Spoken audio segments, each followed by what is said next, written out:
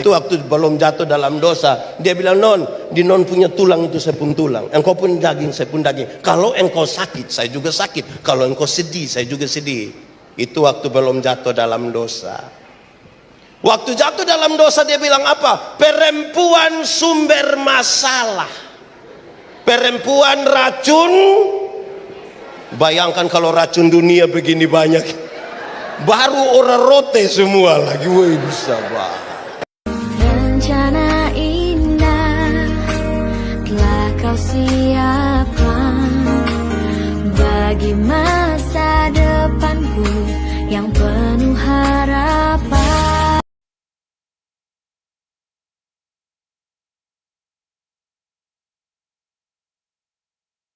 Dia tumbuh atau tidak? Kenapa dia tumbuh? Karena tubuh kita hidup. Tapi kalau baru begitu, manusia tidak berbeda dengan ayam. Kok ayam juga bertumbuh. Itu pertama.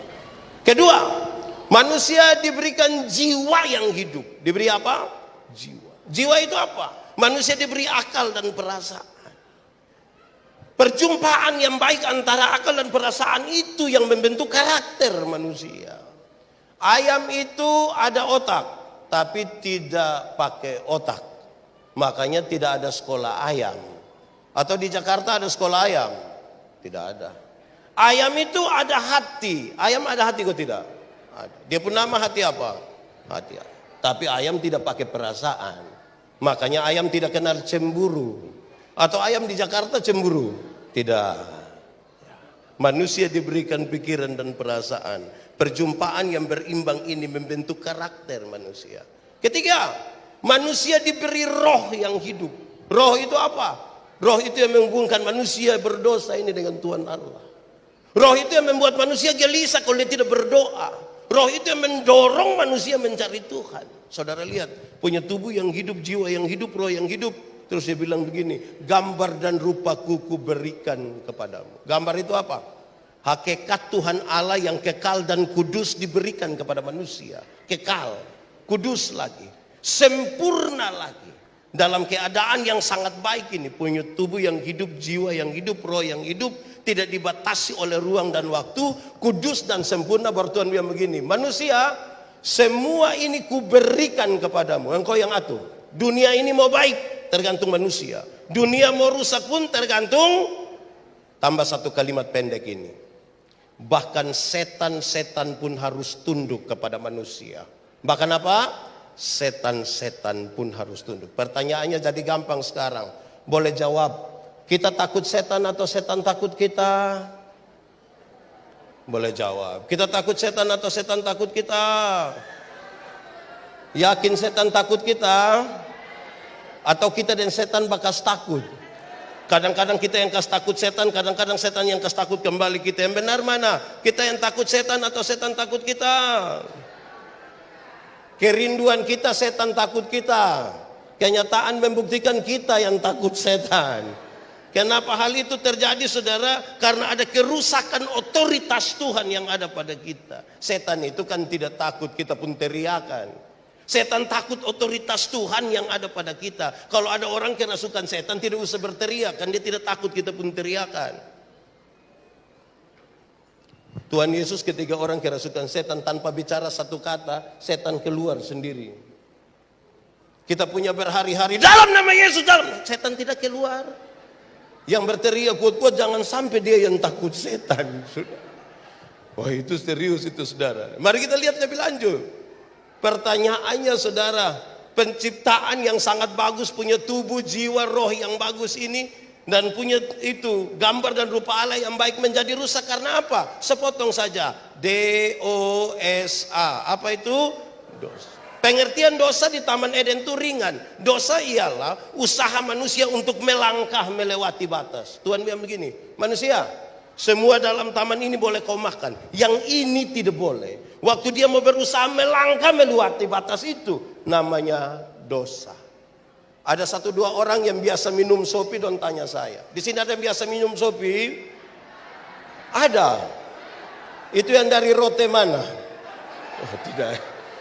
Ada satu dua orang yang biasa minum sopi, don tanya saya begini, pendeta, yo, boleh minum sopi kok tidak? Saya bilang saya tidak tahu.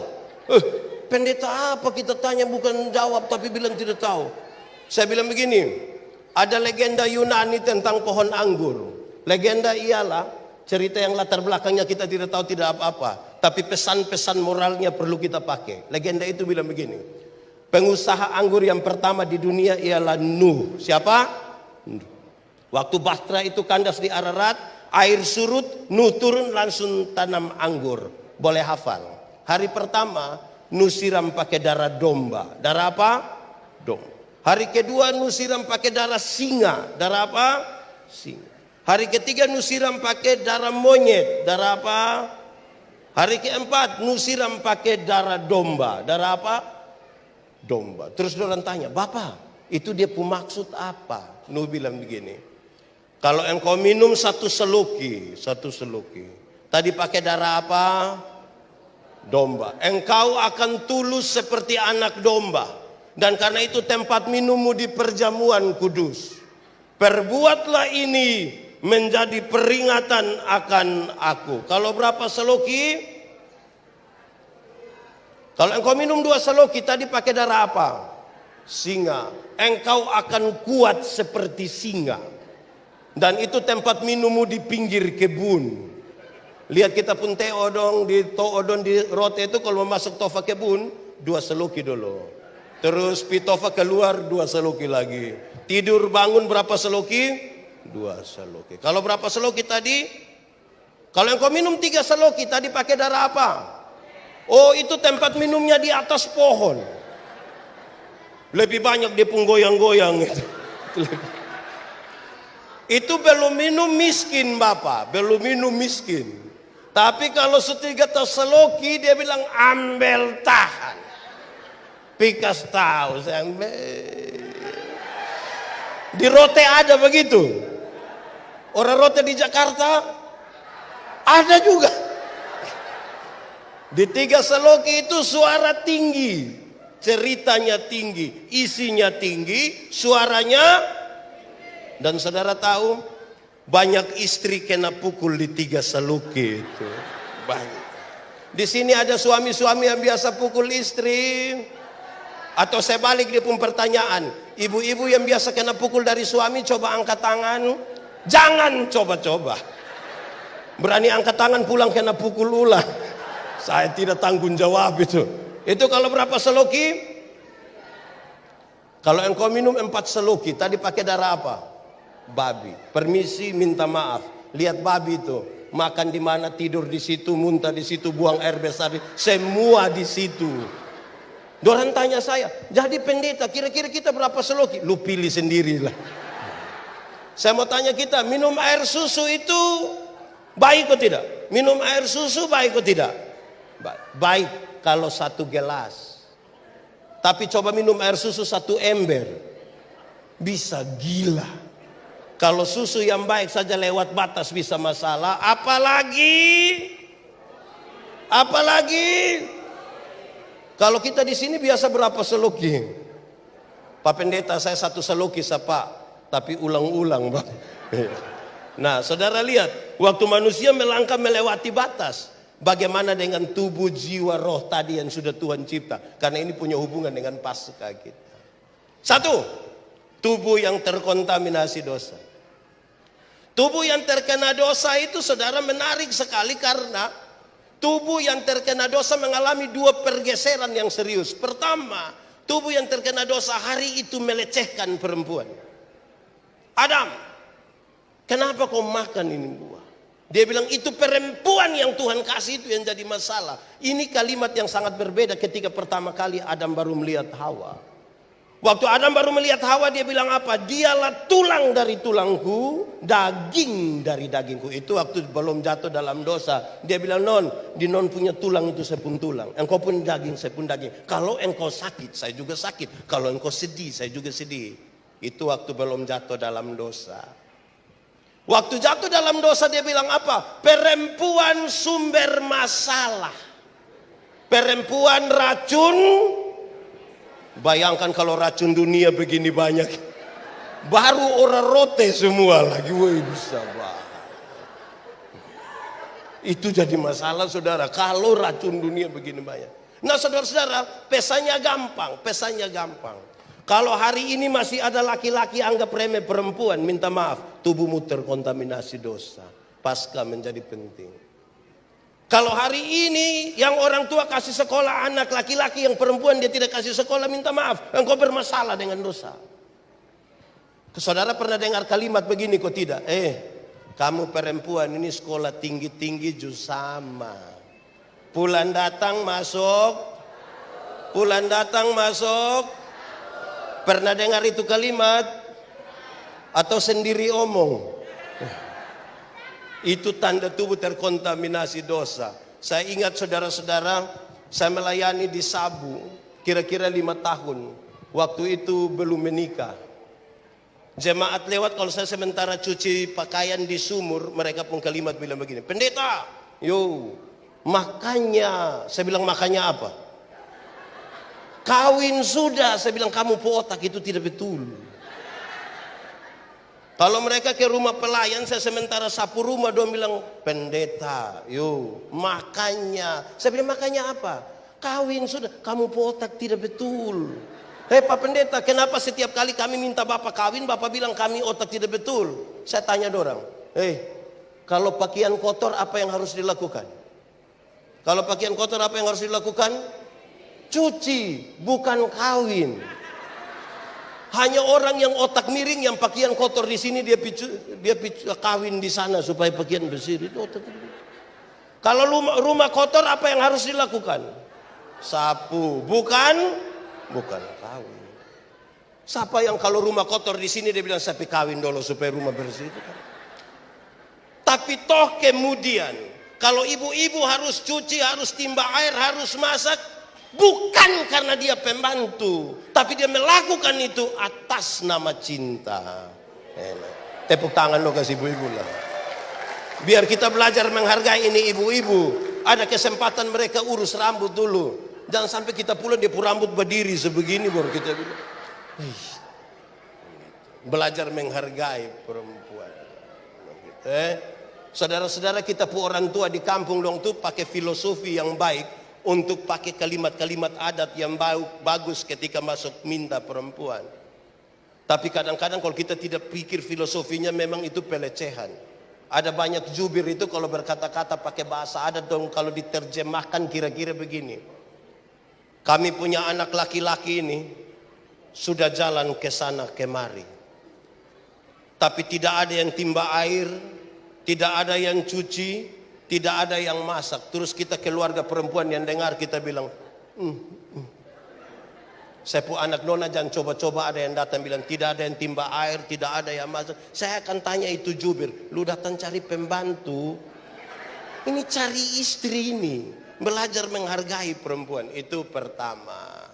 Tapi yang kedua saudara, tubuh yang terkontaminasi dosa hari itu mulai memberhalakan bagian-bagian tubuh tertentu. Bagian-bagian tubuh tertentu jadi berhala baru. Maksudnya begini, dulu Adam dan Hawa itu mereka berdua telanjang saja, telanjang, tapi tidak ada masalah. Adam telanjang ikut situ, Hawa telanjang ikut situ, tidak ada masalah. Kita punya sekarang pakai pakaian bagus-bagus, mahal-mahal semua, tapi masalah macam kebun banyak. Saya pakai contoh, kalau saudara nonton televisi, coba lihat semua iklan kecantikan kulit. Semua iklan kecantikan kulit mengarahkan saya dan saudara untuk mengambil kesimpulan, seolah-olah kalau orang kulit putih itu lebih baik dari kulit hitam. Warna kulit saja jadi berhala baru. Akhirnya setiap kali yang kulit putih berdiri di depan, yang kulit hitam tuh macam gelisah bagaimana ya. Dia akan bilang begini. Padahal ada lagu dulu bilang begini, biarlah yang hitam, jangan harapkan jadi putih. Pakai oker juga tidak bisa. Saudara pakai pemutih di muka, seleher ke bawah gelap lagi dan saudara akan makin gelisah. Warna kulit jadi berhala baru. Coba saudara ikut semua iklan kecantikan rambut di televisi. Seluruh iklan kecantikan rambut di televisi mengarahkan saya dan saudara untuk ambil kesimpulan, seolah-olah kalau orang rambut lurus itu lebih baik dari rambut keriting. Saya protes. Saya berkhotbah di banyak sekali acara mendorong budaya positif Valentine. Saya bilang begini, di hari kasih sayang itu, yang paling akan menikmati belayan seorang suami adalah mereka yang rambut keriting, bukan yang rambut lurus. Yang rambut lurus itu kalau dibelai tidak terlalu indah. Mungkin karena lurus terus kita bilang, sayang, itu tidak dapat. Balicin itu, sayang, tidak dapat. Yang keriting itu kalau dibelai menarik. Sayang, jangan gelisah hanya karena keriting. Amin kok. Tuhan tidak pernah salah menciptakan satu manusia pun. Amin kok tidak. Saya Timur, saudara Rote, Tuhan pernah salah? Tidak. Tapi banyak orang tidak mampu menerima keadaan dirinya. Zaman sekarang berat badan saja bisa jadi berhala baru, berat badan. Seolah-olah seorang perempuan cantik itu harus tinggi 170, berat badan 48 kg. Jadi proporsional betul-betul. Akhirnya banyak ibu-ibu tidak makan malam. Mereka hanya telan ludah malam. Terus asam lambung naik, ini sakit, dia pegang dia bilang, dalam nama Yesus tidak akan. Berat badan. Coba saudara lihat, izin ibu-ibu. Kalau ada ibu-ibu gemuk dua duduk di sini, terus yang gemuk satu lewat begitu. Saudara dengar dua percakapan ini. Satu pasti korek, satu dia bilang begini. Saya dan dia siapa lebih kurus. Dia butuh pengakuan sekali itu. Di Jakarta juga ada begitu. Orang Rotterdam juga ada begitu.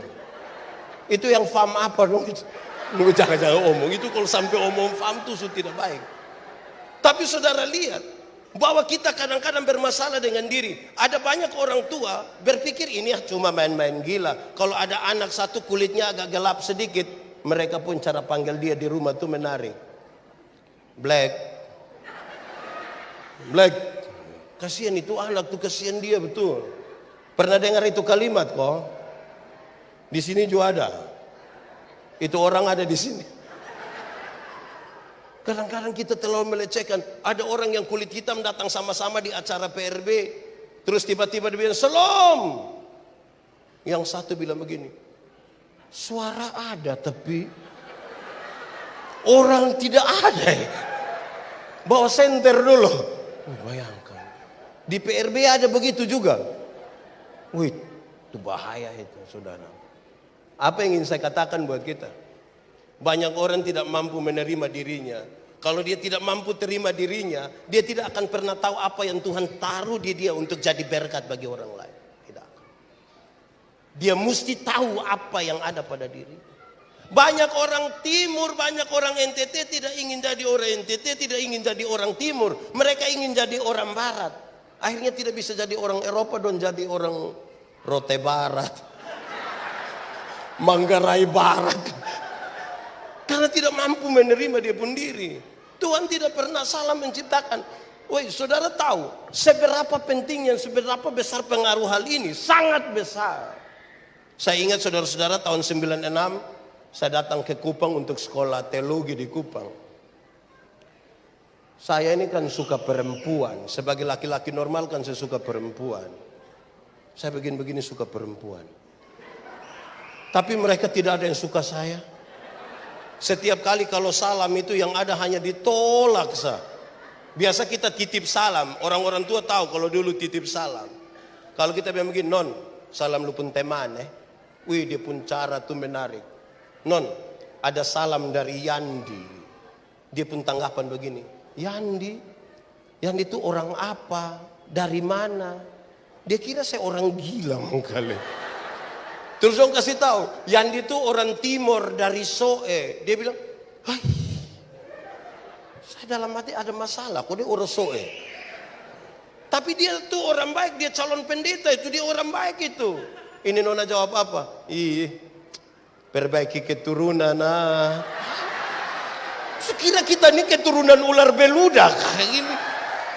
Ini masalah ini. Saudara, saya simpan di hati, saya betul-betul, saya tidak marah. Memang kok dia tidak mau bikin bagaimana. Cinta kan tidak harus dipaksakan.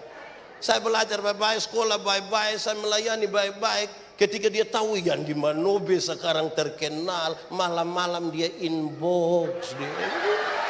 Ini manusia tidak pantas ini. Ini ada yang salah dalam penilaian. Seberapa kuatnya hal ini saudara? Ini kan untuk kepentingan Pasca dan PRB. Saya mau kasih saudara. Kita di NTT menarik kan, ini orang NTT, berdarah NTT banyak. Kalau ada orang Timur satu bodoh, rame-rame akan bilang dasar Timur kou. Hai, satu orang kok kita semua jadi Timur bodoh karena pernah dengar itu kalimat? Atau sendiri omong? Yang paling banyak omong tuh orang mana? Rote. Rote. Wah, ini masalah. Ada orang rote satu omong taputar. Dong bilang begini. Otak. Otak apa? Tahu juga. Kalau ketemu orang rote dan ular di hutan bunuh mana? Oh, itu kamu yang bilang, oh. Beta hanya tanya sah. Wih, saudara lihat kita sampai titik itu. Kalau siang-siang ada laki-laki dewasa jalan bawa ayam jantan satu, dia orang mana? Sabu. Langsung tahu. Kita sudah sampai titik yang macam begitu. Kita punya penghargaan kepada kemanusiaan itu semakin bermasalah. Karena tubuh yang terkontaminasi dosa. Dalam banyak acara-acara kenegaraan itu menarik kalau kita lihat yang bawa acara atau dia bawa sambutan tuh, saya kadang-kadang heran. Dia datang ini dia bilang, Gubernur Nusa Tenggara Timur yang kami hormati. Tidak tahu dia hormat betul kok tidak, yang penting dia omong. Wali kota yang kami hormati, Bapak Ibu pendeta yang kami kasihi, gitu ya. Tapi kalau di Rote pagi-pagi penjual ikan lewat kita panggil bilang ikan gitu. Penjual ayam kita bilang, penjual sayur kita bilang, penjual tomat kita bilang, dorang ada nama kok tidak. Nah, kenapa panggil tomat? Cara menghargai kita ini bermasalah. Jangankan itu, perusakan kemanusiaan ini terjadi mulai dari rumah. Kalau kita tanya kita punya orang tua, Papa, anak berapa? Saya punya anak 4 orang, Pak Pendeta. Terus dorang su kerja di mana? Puji Tuhan Bapak, yang 3 sudah jadi manusia Bapak. Anak 4 orang, yang sempat jadi manusia berapa? Tidak tahu yang satu tuh apa, kita juga tidak tahu. Kemungkinan dia batu mengkali itu. Di sini ada orang tua yang biasa omong begitu. Itu orang tua ada di sini. Bisa tunjuk? Oh jangan. Bisa jadi masalah nanti itu. Jadi kita punya urusan kemanusiaan ini rusak. Kenapa? Karena tubuh kita terkontaminasi dosa. Pesan Pasca kita saudara, bagi sebuah persekutuan di PRB adalah jangan suka lecehkan satu dari yang lain. Kan Tuhan tidak pernah kasih cipta kita salah. Kita kan mau PRB ini jadi panjang, jadi lama, penuh sukacita, penuh persaudaraan. Lantas kalau begini mau jadi apa? Itu pertama, tubuh terkontaminasi dosa. Kedua, jiwa. Jiwa yang terkontaminasi dosa itu menarik. Jiwa yang terkontaminasi dosa itu saudara, membuat perjumpaan antara akal dan perasaan sudah tidak lagi berimbang. Hasilnya Adam tuduh Hawa, Hawa bilang ular, mereka baku tuduh. Adam, kenapa kau makan ini buah? Itu perempuan. Perempuan kenapa makan? Itu ular. Baku tuduh. Kenapa? Perjumpaan antara akal dan perasaan sudah tidak lagi berimbang. Di PRB ada yang biasa baku tuduh kok.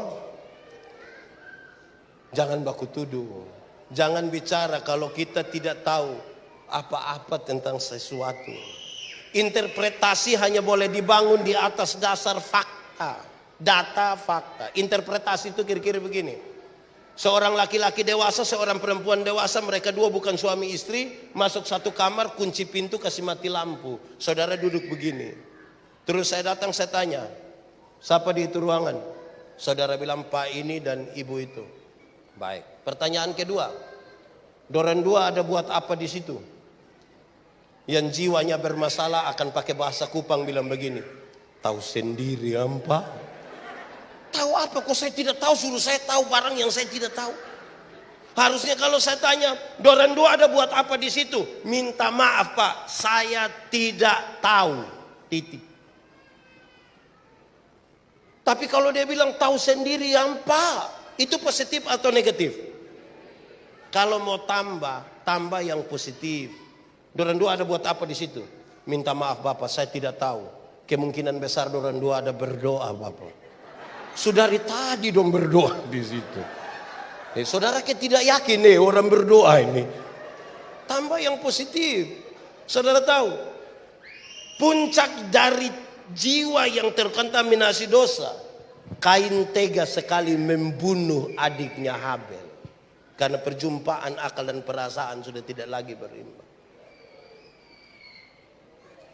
Dia tidak kenal saudara. Tuhan bilang begini, Kain, kenapa mukamu muram dan hatimu panas? Ingat, dosa di depan pintu dan sangat menggoda engkau, tapi engkau harus berkuasa atasnya. Kain tidak mampu berkuasa atas dosa itu. Lantas dia bunuh adiknya Habel. Dengarkan dia punya hukuman. Tuhan bilang begini, tanah yang engkau upayakan itu tidak akan memberi hasil yang baik.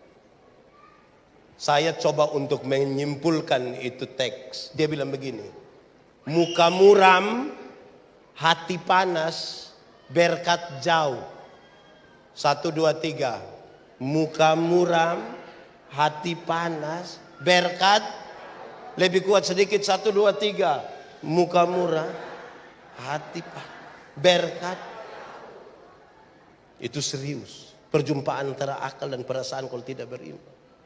Kadang-kadang saudara tahu bahwa orang-orang yang perjumpaan akal dan perasaan tidak berimbang itu buat hal gila. Tadi saya tanya di awal, saya suka bawa khotbah ini di mana-mana. Kita takut setan atau setan takut kita? Terus ada yang bilang setan takut kita. Saya yakin, iya. Banyak orang percaya Tuhan tidak pakai otak. Kenapa? Saya tidak tahu orang Rote yang sudah di Jakarta. Tapi masih banyak kami yang ada di NTT. Iblis itu kan takut doa orang beriman. Amin. Tapi banyak ibu-ibu hamil keluar malam dorang tidak berdoa. Dong ambil paku 10 cm tusuk di sini. Itu dia otak miring itu. Di Rote ada. Di Jakarta. Saya kadang-kadang aneh kok ini kepala ini dong taruh sisir besi, gunting, paku. Sebenarnya itu kepala kok toko bangunan. Jadi semua yang jahat di sini. Coba lihat anak-anak yang baru lahir. Coba kita pulang pi Rote lihat anak-anak yang baru lahir.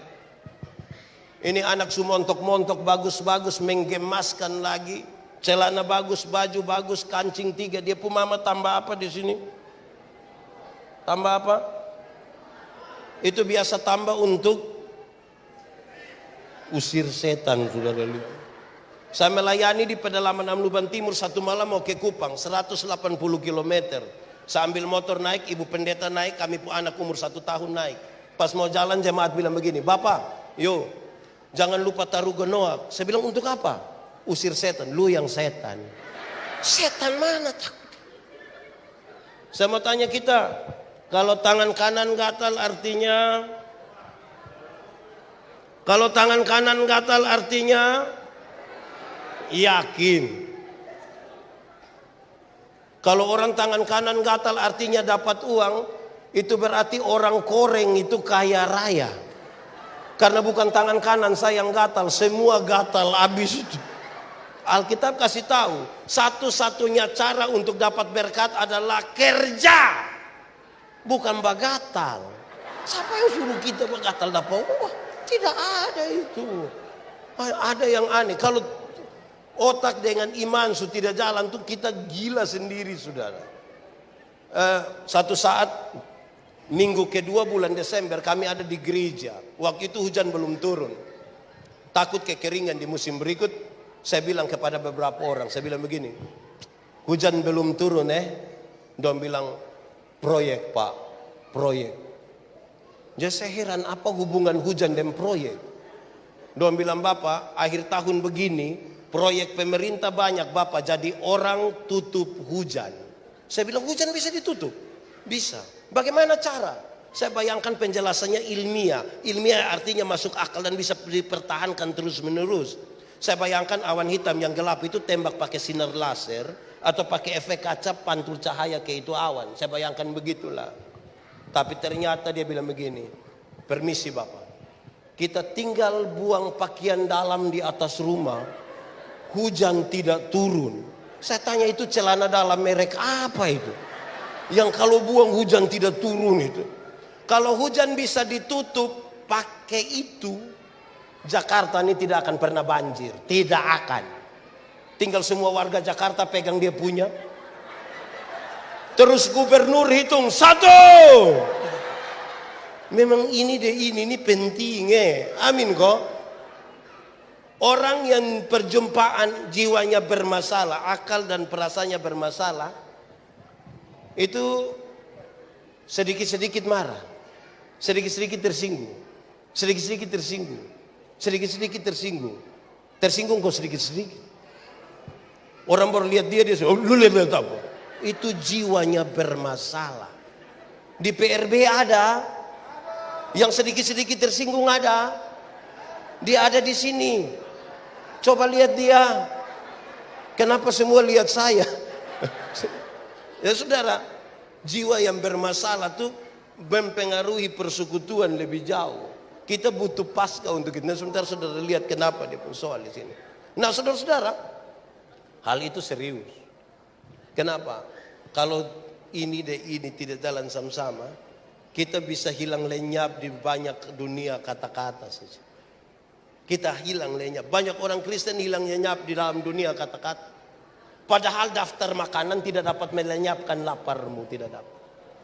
Siapa yang kalau lapar dia masuk satu restoran dia baca nasi ayam terus terima kasih saya suka kenyang, kan tidak. Orang yang jiwa bermasalah itu mempengaruhi banyak hal. Kalau kita lihat di kampung saudara, saya tidak tahu saudara yang di kota. Terima kasih itu baik atau tidak? Kalau orang tolong kita terus kita bilang terima kasih, baik atau tidak? Kalau begitu saya mau tanya, berapa banyak suami yang kalau istri buat kopi terus dia bilang, "Mak, terima kasih." Ada? Ada? Bagus, itu mantap. Ada banyak suami, istri bikin minum, dia tidak terima kasih. Tapi kalau dia minum di restoran, sudah bayar lagi, terima kasih lagi. Baru dia janji tuh mbak besok saya datang lah. Wih, itu dia susah. Di sini ada siapa pun suami lebih jujur. Di sini kita doakan. Mengalah itu baik atau tidak? Mengalah itu baik atau tidak? Yakin? Betul. Kalau begitu saya mau tanya, setiap kali suami istri bertengkar siapa mengalah duluan? Suami atau istri? Istri atau suami? Suami atau istri? Istri atau suami? Daripada kita bertengkar suami atau istri, kenyataan membuktikan kita sama-sama tahu mengalah itu baik. Tapi setiap kali bertengkar suami istri, dua-dua tidak mau mengalah. Kalau kita di kampung malam-malam bapak tidur di kebun dengan ular. Kalau terpaksa tidur sama-sama, papa hadap kiri, mama hadap, baku omong kok tidak? Tidak. Bangun pagi, mama tetap buat kopi, tapi tidak piantar.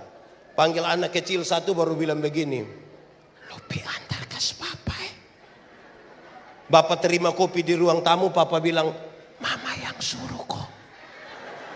Terus ini anak dari depan mau pulang di belakang, dia pun mama panggil, kok tanya, "Papa bilang apa?"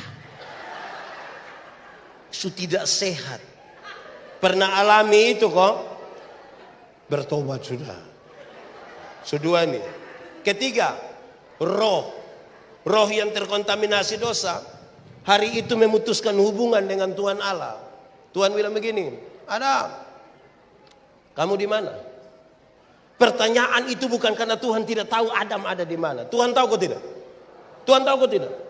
So tahu kenapa tanya? Tahu tanya lagi. Pertanyaan itu sekaligus mengirim pesan, "Adam, kenapa engkau memutuskan hubungan dengan saya? Ada masalah apa?" Dia bilang, "Tuhan, kami di sini." "Kamu kenapa di situ?" "Kami telanjang, Tuhan." "Kenapa kamu telanjang?" Kamu dua sini." Tuhan panggil orang dua datang. Terus Tuhan bilang begini, Ini pakaian. Tuhan kasih makan. Kalau Tuhan yang buat pakaian, bagus ke tidak? Pasti bagus. Makan bagus, pakai pakaian bagus, terus Tuhan bilang begini, sekarang kamu dua keluar dari taman ini. Tinggal di luar Firdaus tetap ada makan minum. Bagus malah. Tapi tinggal di luar Firdaus berarti kita tinggal di luar dari inti kehidupan. Makanya kepada penjahat yang bilang begini, Yesus, ingat aku kalau engkau datang sebagai raja. Tuhan Yesus bilang, hari ini juga aku bersama-sama kamu dalam Firdaus. Hari ini aku membawa engkau masuk kembali ke dalam inti kehidupan. Berarti inti kehidupan tidak terletak pada pakaian dan makanan. Tapi tinggal bersama-sama dengan Kristus di sorga. Untuk apa badan bagus-bagus, pakaian ketat-ketat, hidup kaya raya, mati masuk neraka. Kurus-kurus, susah-susah, sengsara, mati masuk sorga. Mana yang baik? Badan bagus-bagus, pakaian ketat-ketat, hidup kaya raya, mati masuk neraka. Kurus-kurus, susah-susah, mati masuk sorga. Mana yang baik? Mana yang baik? Dua-dua tidak baik. Yang baik itu badan bagus-bagus, pakaian ketat-ketat, hidup kaya raya, mati masuk sorga. Tapi ada banyak orang, Tuhan baru kasih sedikit kepercayaan, lupa Tuhan. Dulu baru dari Rote datang di Jakarta, itu tiap malam berdoa. Tiap hari.